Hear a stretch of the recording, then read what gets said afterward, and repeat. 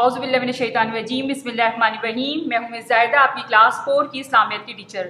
بچوں آج ہم نئے چیپٹر کی ریڈنگ کریں گے، نکال لیجئے صفحہ نمبر 30۔ صفحہ نمبر 30 پہ آج ہم پڑھیں گے ہجرت حبشہ کے بارے میں۔ ہجرت آپ کو پتہ ہے کسے کہتے ہیں؟ ہجرت ایسے سفر کو کہتے ہیں ایک جگہ سے دوسری جگہ جانے کو جو اللہ تعالیٰ کے لیے یا اپنے دین اسلام کے لیے کی جائے، جہاں مسلمانوں میں مصیبتیں آئیں اور وہ علاقہ اللہ کے حکم سے چھوڑ کے دوسری طرف چلے جائیں۔ ایسی جگہ سفر کرنے کو، ایک جگہ کو چھوڑ کے دوسری جگہ کو جانے کو ہجرت کہتے ہیں۔ تو آئیے آج ہم پڑھیں گے ہجرت حبشہ کے بارے میں۔ کافروں نے جب مسلمانوں کو بہت ستایا تو اللہ تعالیٰ کے حکم سے رسول صلی اللہ علیہ وسلم نے صحابہ اکرام رضی اللہ عنہ سے فرمایا، بہتر یہ ہے کہ تم لوگ حبشہ کی طرف ہجرت کر جاؤ، وہاں کا بادشاہ نیک دل عیسائی ہے، وہ کسی پر ظلم نہیں کرتا، جب تک اللہ تعالیٰ تمہاری مصیبت دور کرنے کی کوئی صورت پیدا نہ کرے تم وہیں ٹھہرے رہو۔ اب دیکھیے حبشہ کی طرف پہلی ہجرت۔ اب حضور صلی اللہ علیہ وسلم نے مسلمانوں کو یہ کہا کہ جب کافر بہت زیادہ تنگ کر رہے تھے، بہت زیادہ ستا رہے تھے، تو ہمارے پیارے نبی نے کہا کہ تم لوگ حبشہ کی طرف ہجرت کر جاؤ۔ حبشہ ایک جگہ کا نام ہے جہاں ایک عیسائی بادشاہ جو بہت نیک دل تھا، بہت رحیم دل تھا، اس کی حکومت تھی۔ عیسائی کہتے ہیں کرسچن کو، کرسچن بادشاہ تھا۔ ٹھیک ہے بچوں، اب آئیے حبشہ کی طرف پہلی ہجرت۔ پہلی دفعہ جب مسلمانوں نے ہجرت کی اس وقت کیا ہوا؟ رسول اللہ صلی اللہ علیہ وسلم نے مسلمانوں کو حبشہ جانے کا مشورہ دیا۔ نبوت کے 5ویں سال عثمان بن عفان رضی اللہ عنہ کی قیادت میں رجب کے مہینے میں 11 مردوں اور 4 عورتوں نے حبشہ کی طرف ہجرت کی۔ حبشہ کا نام اس وقت ایتھوپیا ہے۔ ہجرت ایسے سفر کو کہتے ہیں جو اپنے ایمان اور دین کی حفاظت کے لیے کیا جائے۔ قریش کو جب مسلمانوں کی ہجرت کی اطلاع ملی تو انہوں نے مسلمانوں کا پیچھا کیا، لیکن وہ ناکام رہے۔ حضرت عثمان کے ساتھ ان کی اہلیہ حضرت رقیہ، حضرت ابو حذیفہ بن عتبہ رضی اللہ عنہ، ان کی اہلیہ حضرت سلمہ بنت سہیل، حضرت زبیر بن العوام رضی اللہ عنہ، حضرت معصب بن عمیر رضی اللہ عنہ، حضرت عبد الرحمن بن عوف رضی اللہ عنہ، حضرت ابو سلمہ رضی اللہ عنہ، ان کی اہلیہ ام سلمہ رضی اللہ عنہ، حضرت عامر رضی اللہ عنہ بن ربیعہ، ان کی اہلیہ حضرت لیلہ رضی اللہ عنہ۔ اس کے بعد آ جائیے آپ صفحہ نمبر 31 پہ۔ یہ تمام وہ نام ہیں جو اس سفر میں شامل تھے۔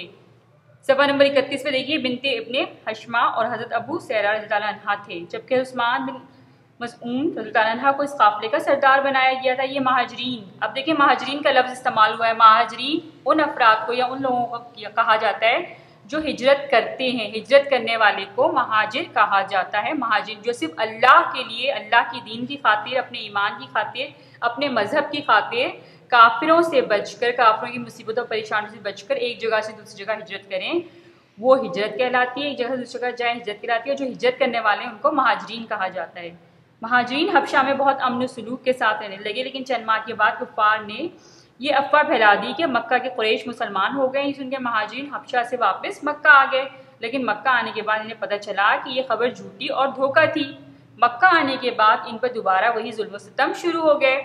اب دیکھیں دھوکے سے قریش نے ان کو واپس بلا لیا کہ تمام لوگ جو ہیں قریش کے مسلمان ہو گئے، اس سے جن لوگوں نے ہجرت کی تھی وہ واپس آ جائیں۔ لیکن وہاں جب وہ دوبارہ مکہ پہنچے تو ان کو دھوکہ ہوا اور یہ خبر جھوٹی ملی، اس لیے وہ حبشہ کی جانب دوسری دفعہ ہجرت کی۔ مسلمانوں پر کفار کے شدید مظالم کو دیکھتے ہوئے آپ صلی اللہ علیہ وسلم نے مسلمانوں کو دوبارہ حبشہ کی طرف ہجرت کرنے کا حکم دیا، کیونکہ حبشہ مسلمانوں کے لیے امن کی جگہ ثابت ہوئی تھی۔ چنانچہ نبوت کے 6 سال 80 سے زائد مردوں اور 19 عورتوں نے حبشہ کی جانب ہجرت کی۔ حبشہ میں امن کے ساتھ دین اسلام کے مطابق زندگی گزارنے لگے۔ اب دیکھیے نیکسٹ پیراگراف، کفار مکہ پر ہجرت کا رد عمل۔ حبشہ کی طرف ہجرت کرنے والے اس قافلے میں قریش کے ہر خاندان کا کوئی نہ کوئی فرد شامل تھا۔ چنانچہ اس ہجرت سے مکہ کا ہر گھر متاثر ہوا۔ حبشہ کی جانب دوسری ہجرت کے بعد مکے کے بعض کافر مسلمان ہو گئے، جبکہ بعض لوگوں نے اسلام دشمنی پہلے سے تیز کر دی۔ اب دیکھیے نیکسٹ پیراگراف، مہاجرین کی دوبارہ واپسی کے لیے کوششیں۔ مکے کے کافروں کو جب یہ معلوم ہوا کہ مسلمان حبشہ میں بہت آرام اور عزت کے ساتھ رہ رہے ہیں تو انہوں نے آپس میں فیصلہ کیا کہ اپنے آدمی حبشہ بھیج کر مسلمانوں کو وہاں سے نکلوا دینا چاہیے۔ چنانچہ انہوں نے اپنے شاطر آدمیوں کو، شاطر یعنی کہ جو چالاک آدمی تھے نا ان لوگوں کو، شاطر آدمیوں عبداللہ بن ابی ربیعہ اور عمرو بن عاص بن اوائل کو حبشہ بھیجو اور حبشہ کے بادشاہ نجاشی اور اس کے درباریوں کے لیے بہت سے قیمتی تحائف بھی بھیجے۔ یہ لوگ نجاشی کے دربار میں تحائف لے کے گئے اور اس سے کہا کہ اے بادشاہ، مکہ کے سرداروں نے ہمیں آپ کی خدمت میں اس لیے بھیجا ہے کہ ہمارے کچھ غلام بھاگ کر آپ کے ملک میں آ گئے ہیں، آپ انہیں ہمارے حوالے کر دیجئے۔ نجاشی کے دربار میں مہاجرین کی حاضری نجاشی بہت عقل مند اور انصاف پسند بادشاہ تھا، اس نے ان لوگوں کی بات سن کر کہا میں اس وقت تک فیصلہ بچوں اب آ جائیے صفحہ نمبر 32 پہ نہیں کر سکتا جب تک ان لوگوں کی بات سن نہ لوں جن کی تم شکایت کر رہے ہو۔ یہ کہہ کے نجاشی نے مہاجرین کو اپنے دربار میں بلایا۔ مہاجرین کی طرف سے آپ صلی اللہ علیہ وسلم کی جدید بھائی جعفر بن ابی طالب رضی اللہ عنہ نے گفتگو کی۔ اللہ تعالیٰ نے انہیں یہ صلاحیت دی تھی کہ وہ اپنے مطلب اچھی طرح سمجھا سکتے تھے۔ انہوں نے کہا اے بادشاہ ہم جاہل تھے، بتوں کو پوجتے تھے، مردار کھاتے تھے، ہم میں سے جو لوگ طاقتور تھے وہ کمزوروں کا حق دبا لیتے تھے، بدکاری کرتے تھے، ہمسایوں کو ستاتے تھے۔ ان حالات میں اللہ تعالیٰ نے ہمارے درمیان اپنا رسول صلی اللہ علیہ وسلم بھیجا جنہوں نے ہمیں ایک اللہ کی بندگی کرنے کی دعوت دی اور برائیوں کو چھوڑنے کے لیے کہا۔ انہوں نے ہمیں بتایا کہ ایک اللہ کی عبادت کرنی چاہیے، بتوں کو پوجنا گناہ ہے۔ انہوں نے ہمیں نصیحت کی کہ ہم ہر حال میں سچ بولیں، کسی کا حق نہ ماریں۔ انہوں نے ہمیں نماز پڑھنے اور زکوٰۃ دینے کا حکم دیا۔ جب ہم ان پر ایمان لائے اور ان کی بتائی ہوئی باتوں پر عمل کیا تو ہماری قوم ہماری جان کی دشمن بن گئی۔ ہم ان کے مظالم سے بچنے کے لیے آپ کے ملک آ گئے ہیں۔ حضرت جعفر رضی اللہ عنہ نے یہ بھی کہا کہ ہم آزاد شہری ہیں، غلام نہیں۔ نجاشی نے پوچھا کیا تمہاری اپنی آسمانی باتیں بھی کیا تمہارا نبی آسمانی باتیں بھی سناتا ہے جیسا پہلے نبی اور رسول سناتے تھے؟ اگر وہ ایسا کلام سناتے ہیں تو اس کا کچھ حصہ ہمیں بھی سناؤ۔ حضرت جعفر رضی اللہ عنہ نے جواب میں کہا ہاں ہمارے نبی صلی اللہ علیہ وسلم اللہ تعالیٰ کی آخری کتاب نازل ہوئی ہے۔ یہ کہ حضرت جعفر رضی اللہ عنہ نے سورہ مریم کی کچھ آیات سنائیں جن میں حضرت یحییٰ علیہ السلام اور عیسیٰ علیہ السلام کا ذکر ہے۔ اللہ تعالیٰ کا کلام سن کے نجاشی میں بہت اثر ہوا، ان کی آنکھوں سے آنسو نکلا اور اس نے کہا تمہاری قرآن حضرت عیسیٰ علیہ السلام کے بارے میں کیا کہتا ہے؟ حضرت جعفر علیہ السلام نے جواب دیا ہمارے نبی نے ہمیں بتایا کہ وہ اللہ تعالیٰ کے نبی اور اس کے بندے ہیں۔ نجاشی نے حضرت عیسیٰ علیہ السلام اور ان کی والدہ صاحبہ حضرت مریم علیہ السلام کے بارے میں بالکل سچی باتیں سنی تو کہا خدا کی قسم حضرت عیسیٰ علیہ السلام بالکل ایسے ہی تھے، یہ ان کے حالات کی صحیح منظر کشی کی ہے۔ منظر کشی کرنا یعنی کہ بتانا۔ یہ کہہ کہ نجاشی نے مسلمانوں کو اطمینان دلایا کہ تم لوگوں کو میرے ملک میں کسی طرح کی تکلیف نہیں ہوگی، جب تک دل چاہے یہاں رہو۔ مسلمانوں کو تسلی دینے کے بعد نجاشی نے مکے سے آنے والے کافروں اور سرداروں سے کہا ان لوگوں کو تمہارے حوالے نہیں کیا جا سکتا، تم یہاں سے چلے جاؤ۔ وہ مایوس ہو کر لوٹ گئے اور نجاشی آپ صلی اللہ علیہ وسلم کی نبوت پر ایمان لے آیا۔ نجاشی نے کفار مکہ کا لایا ہوا سامان واپس کر دیا۔ یہ تو تھی بچوں ریڈنگ صفحہ نمبر 32 تک۔ اب آئیے اس کی مشق میں، ہمیں مشق کس طرح کرنی ہے جو مشق دی گئی ہے صفحہ نمبر 33 پہ۔ صفحہ نمبر 33 پہ دیکھیے مشق دی گئی ہے۔ سب سے پہلے آپ نے کاپی میں ٹائٹل پیج بنانا ہے ہجرت حبشہ کا۔ سب سے پہلے آپ ٹائٹل پیج بنائیں گے۔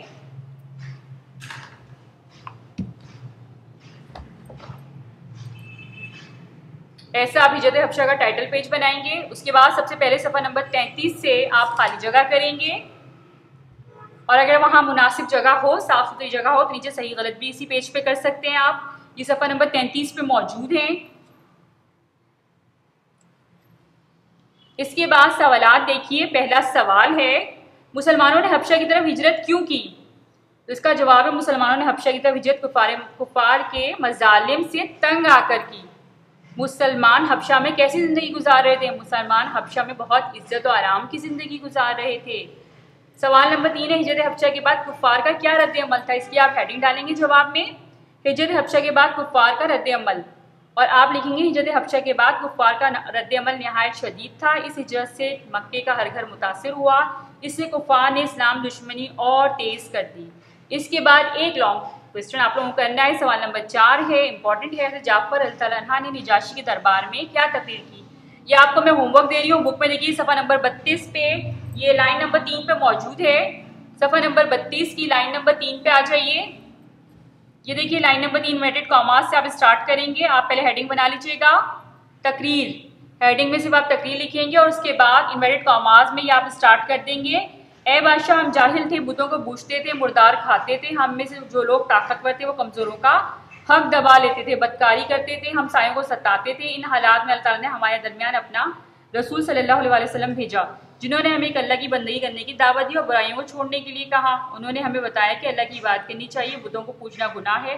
انہوں نے ہمیں نصیحت کی کہ ہم ہر حالت میں سچ بولیں، کسی کا حق نہ ماریں۔ انہوں نے ہمیں نماز پڑھنے اور زکوٰۃ دینے کا حکم دیا۔ جب ہم ان پر ایمان لائے اور ان کی بتائی ہوئی باتوں پر عمل کیا تو ہماری قوم ہماری جان کی دشمن بن گئی۔ ہم ان کے مظالم سے بچنے کے لیے اب آپ کے ملک آ گئے ہیں۔ یہاں تک आप करेंगे, उसके बाद इन्वर्टेड कॉमास क्लोज करेंगे और आगे एक लाइन और ऐड करेंगे। हज़रत जाफ़र रज़ी अल्लाह अन्हु ने ये भी कहा कि हम आज़ाद शहरी हैं, गुलाम नहीं। यहाँ फुल स्टॉप लगाएंगे और इसका आंसर क्लोज कर देंगे। ठीक है बच्चों, ये तो थी आज के आपके कक्षा का काम, उसकी रीडिंग और कॉपी वर्क। ये आपने बहुत नीट करना है। उसके बाद मिलते हैं नेक्स्ट वीडियो में। अल्लाह हाफिज़।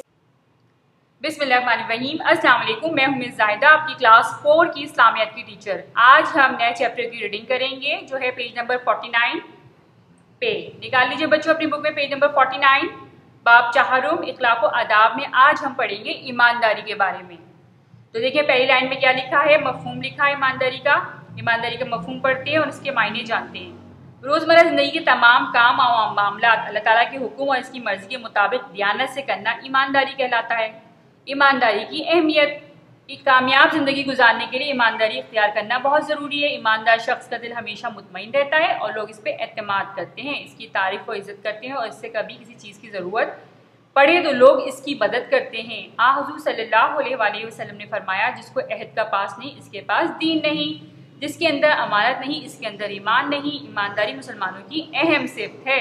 अल्लाह ताला ईमानदार लोगों से मोहब्बत करता है। आइए बच्चों अब सफ़ा नंबर 50 पे आते हैं कि ईमानदारी के बारे में वहाँ क्या लिखा है। सफ़ा नंबर 50 पे देखिए लिखा है ईमानदारी का दायरा कार, यानी कि ईमानदारी क्या होती है और कहाँ कहाँ तक ये अप्लाई होती है। ईमानदारी सिर्फ चंद कामों तक महदूद नहीं बल्कि इसका दायरा बहुत वसी है। इंसान को सबसे पहला हक इसकी ज़ात का है। ज़ात के साथ ईमानदारी का मतलब नेक काम करना और बुरे कामों से बचना है। वालिदैन और दूसरे रिश्तेदारों के हुकूक अदा करना और उनके साथ अच्छा सलूक करना भी ईमानदारी है। वक्त को सही इस्तेमाल करना, दिल लगा के तालीम हासिल करना, मुल्क व कौम की तरक्की के लिए मेहनत करना, किसी के बताए हुए राज की हिफाजत करना, कोई मशवरा मांगे तो उसे अच्छा और दुरुस्त मशवरा देना, इख्तियार और ताकत को अल्लाह ताला के बताए हुए तरीक़ों के मुताबिक इस्तेमाल करना भी ईमानदारी में शामिल है। दुनिया में इज़्ज़त और कामयाबी का इन्हिसार ईमानदारी पर ही है। आप सल्लल्लाहु अलैहि वसल्लम की ईमानदारी। अब देखिए हमारे प्यारे नबी सल्लल्लाहु अलैहि वसल्लम के बारे में। आप सल्लल्लाहु अलैहि वसल्लम ईमानदारी का मुकम्मल नमूना थे, इसलिए कुफ़ार भी आप सल्लल्लाहु अलैहि वसल्लम की दियानत पर एतमाद करके अपनी कीमती अमानतें आप सल्लल्लाहु अलैहि वसल्लम के पास रखवाते थे। इसलिए आप सल्लल्लाहु अलैहि वसल्लम को अमीन यानी अमानतदार कहा जाने लगा। आप सल्लल्लाहु अलैहि वसल्लम ने लोगों को इनकी अमानतें वैसे ही वापस लौटाने के लिए के बाद कभी लोगों पर एहसान नहीं जताया, क्योंकि नेक काम करके एहसान जताने से वो नेकी ज़ाया हो जाती है। आप सल्लल्लाहु अलैहि वसल्लम को अल्लाह ताला ने जब मक्का से मदीना हिजरत करने का हुक्म दिया, इस वक्त आप सल्लल्लाहु अलैहि वसल्लम के पास बहुत से लोगों की अमानतें रखी हुई थी। आप सल्लल्लाहु अलैहि वसल्लम ने अली ताला अन्हा से कहा था कि ये तमाम अमानतें लोगों को देकर मदीना हिजरत कर लेना। ताजिर का वाक़िया। अब बच्चों एक वाक़िया सुनिएगा ज़रा गौर से। एक बार आप सल्लल्लाहु अलैहि वसल्लम गल्ला बेचने वाले एक ताजिर के पास से गुजरे। आप सल्लल्लाहु अलैहि वसल्लम ने अपना हाथ गल्ले के ढेर में डाला, अंदर का गल्ला पानी से भीगा हुआ था। आप सल्लल्लाहु अलैहि वसल्लम ने पूछा ये क्या? इसने कहा ये बारिश से भीग गया था। आप सल्लल्लाहु अलैहि वसल्लम ने फरमाया फिर गीला गल्ला ऊपर और सूखा गल्ला नीचे क्यों रखा? इस मौके पर आप सल्लल्लाहु अलैहि वसल्लम ने फरमाया जो लोग तिजारत में धोखा करें वो हम में से नहीं। देखा बच्चों ताजिर का वाक़या, वो धोखा दे रहा था। ख़राब और गीला वाला जो गल्ला था वो उसे नीचे रखा हुआ था और ऊपर सूखा सूखा रखा था ताकि कोई भी आए कस्टमर कोई भी आए और उसको ख़रीद के ले जाए खरीदार। ये धोखा है और धोखा नहीं देना चाहिए। ईमानदारी के फ़ायदे। ईमानदारी के बहुत फ़ायदे हैं। ईमानदार शख्स दुनिया और आखिरत में कामयाब होता है। ईमानदार शख्स पर दोस्त और दुश्मन सब एतबार करते हैं और इस शख्स का सब एहतराम करते हैं और हर मामले में इससे मशवरा करते हैं। आइए बच्चों अब हम आते हैं सफ़ा नंबर 51 पे, 51 पे। ईमानदार शख्स का कारोबार बहुत तरक्की करता है और उसका दिल हमेशा मुतमईन रहता है और ऐसे शख्स को कभी भी किसी भी मामले में परेशानी का सामना नहीं करना पड़ता। ईमानदार शख्स अल्लाह ताला की खुशनुदी हासिल कर लेता है। अब बच्चों ये तो हमने रीडिंग कर ली थी ईमानदारी के बारे में और ईमानदारी के काम के बारे में। आइए हम इसकी मशक देखते हैं। सबसे पहले हम इसकी खाली जगह देखेंगे। कॉपी में ये कॉपी वर्क आपको किस तरह करना है ये देखिएगा, मैं आपको दिखाती हूँ। सबसे पहले आपने टाइटल पेज बनाना है बाब चहारुम से। बाब चहारुम इखलाक व आदाब ईमानदारी। टाइटल पेज बहुत नीट एंड क्लीन बनाने के बाद सफ़ा नंबर 51 पे दी गई खाली जगह आप करेंगे। खाली जगह के बाद मिलाइए वाला काम है, आपने एरो से मिलाना है, ब्लू कलर से मिलाना है और डिफरेंट कलर से भी आप मिला सकते हैं, लेकिन आप रेड कलर और ब्लैक कलर यूज़ नहीं करेंगे। रेड और ब्लैक कलर का इस्तेमाल नहीं करेंगे। खाली जगह और सही गलत हो गया। और इसमें हमने ईमानदारी पे नोट लिखा है, इसमें हमने क्वेश्चन आंसर नहीं किए हैं, इसमें हमने सिर्फ ईमानदारी पे नोट लिखा है। ये ईमानदारी पे नोट लिखिए, बहुत इंपॉर्टेंट है। देखिए आपने इसी तरह करना है, सबसे पहले सवाल लिखना है, ईमानदारी की हेडिंग डालनी है, साइड हेडिंग डालनी है नोट की, उसके बाद स्टार्ट करना है। ईमानदारी सच्चाई का दूसरा नाम है। रोज़मर्रा ज़िंदगी के तमाम काम और मामलात में अल्लाह ताला के हुक्म और इसकी मर्ज़ी के मुताबिक दियानत से करना ईमानदारी कहलाता है। कामयाब ज़िंदगी गुजारने के लिए ईमानदारी इख्तियार करना बहुत ज़रूरी है। ईमानदार शख्स का दिल हमेशा मुतमईन रहता है और लोग इस पर एतमाद करते हैं, इसकी तारीफ और इज्जत करते हैं। ईमानदारी मुसलमानों की अहम सिफ़त है।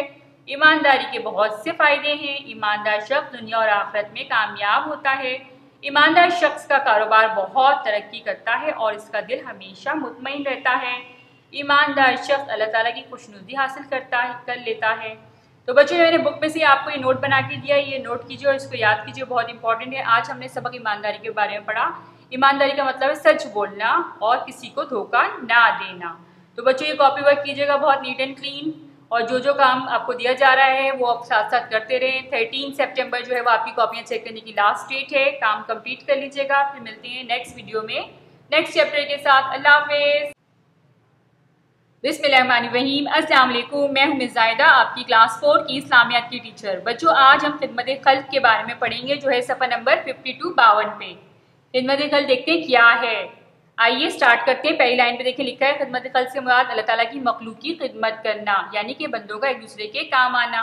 अल्लाह ताला ने खिदमत खल्क की ताकीद की है। अल्लाह ताला खालिक और बंदा इसकी मखलूक है। हुज़ूर सल्लल्लाहु अलैहि वसल्लम ने फरमाया, इन्वर्टेड कॉमास, जो कोई अपने भाई की ज़रूरत पूरी करने में लगा रहेगा अल्लाह ताला इसकी ज़रूरत पूरी फरमाएंगे। जो कोई मुसलमान की तंगी दूर करेगा अल्लाह ताला क़यामत के दिन इसकी तंगी दूर करेंगे। खिदमत खल्क कैसे करें? अब ये देखिए ये सवाल पैदा होता है, खिदमत खल्क हम कैसे कर सकते हैं? तो देखिए इस पैराग्राफ की पहली लाइन में खिदमत खल्क का दायरा बहुत वसी है यानी बड़ा है। ज़रूरतमंद लोगों की ज़रूरत पूरी करना, बीमारों की इयादत और खिदमत, गमज़दा लोगों के साथ हमदर्दी और ताज़ियत, बेवाओं, यतीमों, माजूरों, मुसाफिरों की मदद करना, पड़ोसियों का ख्याल रखना, रिश्तेदारों और दोस्ती कायम रखने के लिए आपस में तहाइफ देना, भूखे को खाना खिलाना, किसी शख्स को रास्ता दिखाना, नुकसान पहुँचाने वाली चीज़ों का रास्ते से हटा कर एक तरफ कर देना, किसी का बोझ उठाना, किसी के ऐब की पर्दापोशी करने जैसे नेक काम खिदमत खल्क में शामिल हैं। खिदमत किसी फ़ायदे के लिए नहीं बल्कि अल्लाह ताला की रज़ा हासिल करने के लिए करनी चाहिए। अब देखिए खिदमत खल्क के इदारे कौन से हैं हमारे मुल्क में। नेक्स्ट हेडिंग, खिदमत खल्क के इदारे कायम करके भी लोगों की खिदमत की जा सकती है। इस नेक काम को सदक़ा जारिया कहते हैं। जब तक लोगों को इन इदारों से फ़ायदा पहुँचेगा, इन इदारों को बनाने वालों को भी सवाब मिलता रहेगा। इन इदारों में रोज़गार के लिए तरबियती मराकिज़, मसाजिद, बाग और तफरीगाहों, तालीमी इदारे, मदरसे, अस्पताल, पीने के पानी की सबीलें और पुल वगैरह बनाना शामिल हैं।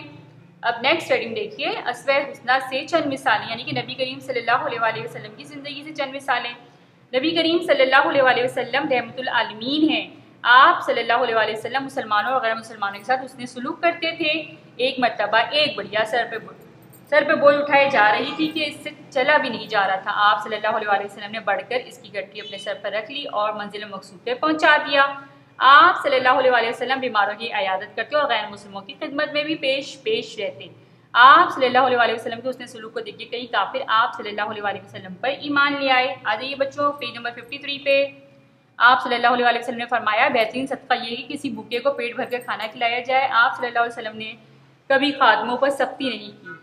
आप सल्लल्लाहु अलैहि वसल्लम ने गुलाम का हक ये है, आप सल्लल्लाहु अलैहि वसल्लम ने फरमाया गुलाम का हक ये है कि उसे वैसे ही खाना और कपड़ा दिया जाए जैसा कि खुद खाए और पहने, और इस पर काम का इतना ही बोझ डाला जाए जितना कि वो बर्दाश्त कर सकता हो। आप सल्लल्लाहु अलैहि वसल्लम की ज़िंदगी ऐसी मिसालों से भरी हुई है जिनमें आप सल्लल्लाहु अलैहि वसल्लम ने अल्लाह की रज़ा की खातिर मखलूक खुदा की खिदमत की।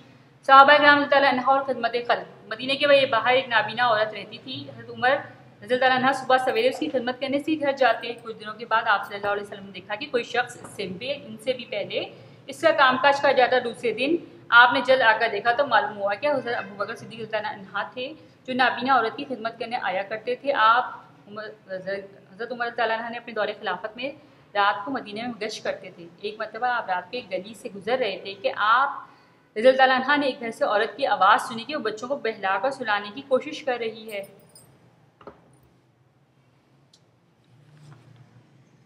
पेज नंबर 54 पे आ जाइए बच्चों। اور بچے رو رہے ہیں، اس عورت کے گھر میں کھانے کے لیے کچھ نہ تھا۔ یہ معلوم ہونے پہ آپ رضی اللہ عنہ نے فوراً اس عورت کو بیت المال سے خود لا کر راشن فراہم کیا۔ حضرت ابوبکر صدیق رضی اللہ عنہ خلیفہ ہونے کے باوجود خدمت خلق میں آگے تھے، بیماروں کی تیمارداری کرتے اور بوڑھوں کی خدمت کرتے تھے۔ عثمان رضی اللہ عنہ بہت دولت مند تھے، آپ نے اپنی دولت اسلام اور مسلمانوں کی خدمت کے لیے خرچ کی۔ آپ رضی اللہ عنہ نے بہت سے غلاموں کو خرید کے آزاد کیا۔ مدینے کے ایک یہودی سے میٹھے پانی کا کنواں 20,000 درہم میں خرید کے عام لوگوں کے لیے وقف کر دیا۔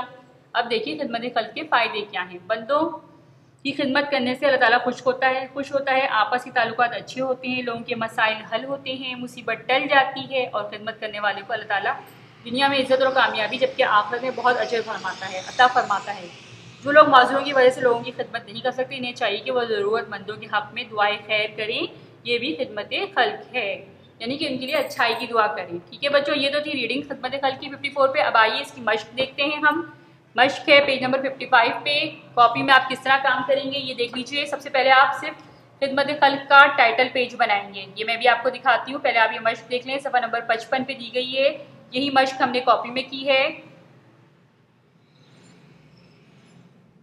اب کاپی دیکھیے، اس طرح آپ ٹائٹل پیج بنائیں گے پہلے خدمت خلق کا، اور صفحہ نمبر 55 پہ دی گئی خالی جگہ سب سے پہلے آپ خالی جگہ کریں گے۔ خالی جگہ نمبر 1 2 3 4 5 ہے۔ پہلی خالی جگہ اللہ تعالیٰ نے خدمت خلق کو بہت بڑی ڈیش قرار دیا ہے، اس میں عبادت آئے گا۔ اللہ تعالیٰ خالق اور بندہ اس کی ڈیش ہے، مخلوق آئے گا۔ نمبر 3 پہ دیکھیے لوگوں کی خدمت کرنے والے بندے اللہ تعالیٰ کو بہت ڈیش ہیں، اس میں آئے گا محبوب۔ نمبر 4 دیکھیے کسی کے آرام کا خیال رکھنے سے تعالیٰ ڈیش ہوتا ہے، خوش ہوتا ہے۔ قریبی رشتہ داروں کی خدمت کرنے سے زیادہ ڈیش ملتا ہے، یعنی اس میں کیا آئے گا، ثواب ملتا ہے۔ اس کے نیچے صحیح غلط کیجیے گا، جو صحیح ہے اس پہ صحیح کا نشان لگائیے گا، یہ صفحہ نمبر 55 پہ موجود ہیں۔